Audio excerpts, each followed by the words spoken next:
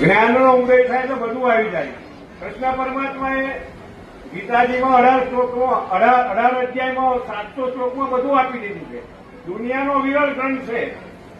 અને કૃષ્ણ એટલે જ જગતનો ગુરુ છે. કૃષ્ણ વંદે જગત ગુરુ. આપણે કૃષ્ણને ઘરના આખા જગતના ગુરુમાં કરીએ છીએ. કૃષ્ણમાંથી બધું મળે.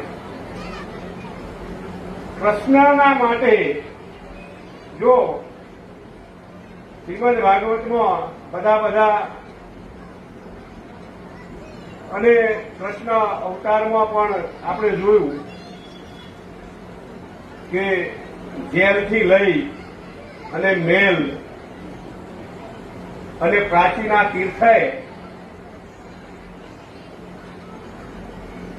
પીપળાના ઝાડે જરાના પારધીના બાણથી વિધાવા સુધી કૃષ્ણ પરમાત્માએ કષ્ટ જ વેઠ્યા છે.